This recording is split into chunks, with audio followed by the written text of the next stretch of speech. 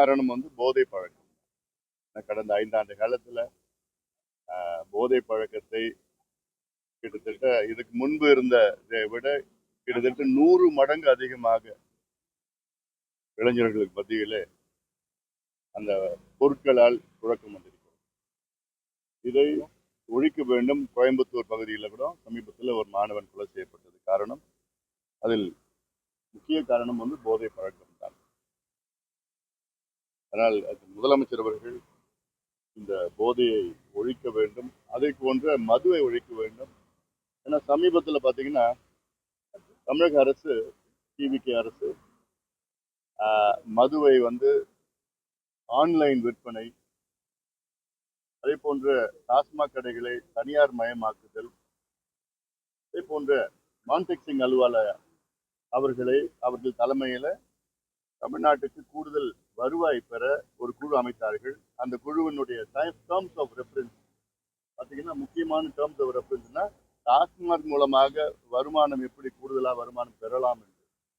ஒரு அரசினுடைய கடமை மது விற்பது கிடையாது, மதுவை ஒழிப்பது, பெண்களை பாதுகாப்பது, இளைஞர்களை பாதுகாப்பது, அதுதான் கடமை. ஆனால் மதுவை விற்கின்ற வகையில, ஊக்குவிக்கின்ற வகையில பல நடவடிக்கைகள் இந்த அரசு எடுத்திருக்கிறது. அதை கடுமையாக கண்டிக்கிறோம். நிச்சயமா அது தேவையில்லை. உங்களை தேர்வு செய்தது காரணமே கடந்த திமுக ஆட்சியில பெண்களுக்கும் பெண் குழந்தைகளுக்கும் பாதுகாப்பு இல்லை மது அந்த போதைப் பொருட்களால். அதனால மீண்டும் அந்த நிலைக்கு போகக்கூடாது. பள்ளி மாணவர்கள் மது அருந்தக்கூடிய நேற்று கூட பார்த்தேன். நான் அதுக்கு ஒரு அறிக்கை விட்டு வெளியில இருந்தோம். கன்னியாகுமரி பகுதியில் மாணவிகள், பள்ளி மாணவிகள் மது அருந்தி கொண்டிருக்கிற காட்சிகள்லாம் பார்க்குறப்பெல்லாம் இது எங்க போயிட்டு இருக்கு தமிழ்நாடு? முதலமைச்சர் விஜய் அவர்களுக்கு இளைஞர்கள் தான் வாக்களித்தார்கள் அதிக அளவில். அந்த இளைஞர்களை காப்பாற்ற வேண்டும், பாதுகாக்க வேண்டும், அடுத்த தலைமுறைகளை பாதுகாக்க வேண்டும். கடுமையான நடவடிக்கைகள், அதாவது இவங்க என்னைக்கு மதுவை கூடுதலா விற்கணும், கூடுதல் வருமானம் வரணும், மான்டெக்சிங் அலுவலகம் மூலமா எப்படி கூடுதல் வருமானம் பெறலாம் என்று ஒரு குழு வைத்து செயலி, மதுவுக்கு விற்பதற்கு ஒரு செயலி உருவாக்கி டாஸ்மாக் கடைகள்லாம் தனியார் கிட்ட கொடுக்கலாமா, இப்படியெல்லாம் பார்க்குறப்போ உண்மையிலே இவங்க மது விலக்கு கொண்டு வருவாங்களான்னு சந்தேகமா இருக்கு. ஏன்னா மதுவில் அவ்வளவு வருமானம், 56,000 கோடி வருமானம் வந்துட்டு இருக்கு.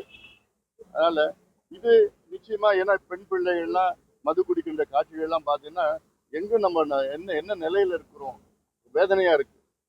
அதில் முதலமைச்சர் விஜய் அவர்கள் இதை படிப்படியாக மது விலக்கை கொண்டு வாங்க. ஒரு வருஷம், இந்த வருஷம் நாங்க 717 மதுக்கடையில் மூடி இருக்கிறோம்.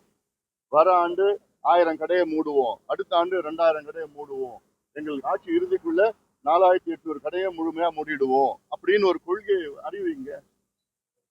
ஏன்னா வருவாய் ஈட்டுவதற்கு எத்தனையோ வழி வகைகள் இருக்கு. நாங்களும் கொடுத்துருக்கோம், எங்க பட்ஜெட்ல, நிழல் பட்ஜெட்ல நாங்க கொடுத்துருக்குறோம். நாங்க அது மட்டுமல்ல, இன்னொரு செய்தி என்னன்னா, மத்திய அரசு சாதிவாரி கணக்கெடுப்பு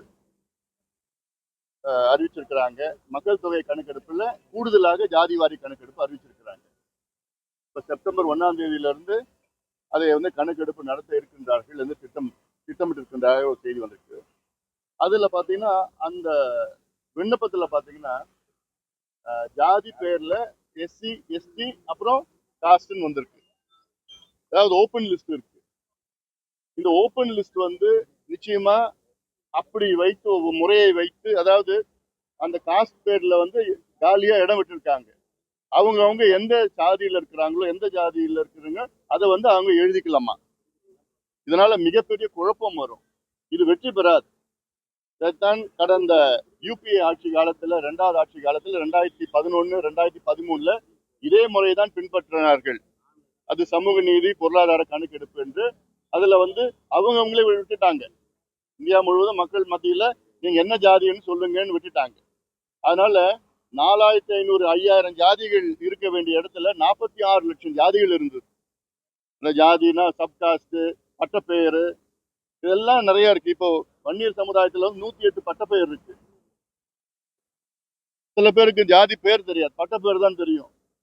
ஒரு உதாரணம், கவுண்டர்னு சொன்னா அது வன்னியர் கவுண்டரா இருக்கும், வெள்ளாள கவுண்டரா இருக்கும், வேட்டுவ கவுண்டரா இருக்கும். அது எந்த பிரிவுல கொண்டு போவாங்கன்னு யாருக்கும் தெரிய போறது கிடையாது.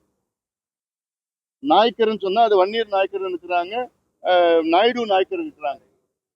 இப்படி அதாவது பீகார்ல எப்படி பண்ணிருக்கிறாங்கன்னா, தெலுங்கானால எப்படி பண்ணிருக்காங்கன்னா, லிஸ்ட் அதிலே கொடுத்துருக்காங்க. அந்த லிஸ்ட்ல நம்ம வந்து அந்த எண்ணிக்கை நம்பரை போடணும், அவ்வளவுதான். நம்பர் மென்ஷன் பண்ணா போதும், இந்த ஜாதி இந்த உட்பிரிவு இருக்குன்னு தெரியும் அல்ல. அதனால இப்போ மத்திய அரசு செய்கின்ற அந்த ஜாதி வாரி கணக்கெடுப்பு தோல்வி அடையும். இது பிரயோஜனப்படாது. இதனால வந்து என்ன பண்ணுவாங்க, எங்களுக்கு டேட்டா எல்லாம் நிறைய இருக்கு, கூடுதலா இருக்கு, தப்பான டேட்டா இருக்கு, அதனால இதை நாங்க ரத்து பண்ணணும்னு சொல்லுவாங்க. இதுதான் நடக்க போகுது. இதுதான் கடந்த காலத்தில் நடந்தது, இப்பயும் தான் நடக்க போகுது. 100 ஆண்டுகளுக்கு பிறகு இது கொண்டு வராங்க. ஆனா அதை ஒழுங்கா செஞ்சுட்டு இருக்கணும். நாங்களும் பிரதமர்கிட்ட கேட்டிருக்கிறோம், மத்திய அரசு இதை வலியுறுத்திட்டு இருக்கிறோம். ஓப்பன் லிஸ்ட் வைக்காதீங்க, லிஸ்ட் போடுங்க. லிஸ்ட் வச்சுக்கிட்டு அதுல வந்து டிக் பண்ணலாம், அதுல நம்பர் எழுதலாம்னு சொல்லியிருக்கிறோம். தெலுங்கானால பீகார்லயும் வெற்றிகரமா பண்ணியிருக்கிறாங்க. ஏன் வந்து இந்தியா முழுவதும் பண்ணக்கூடாது?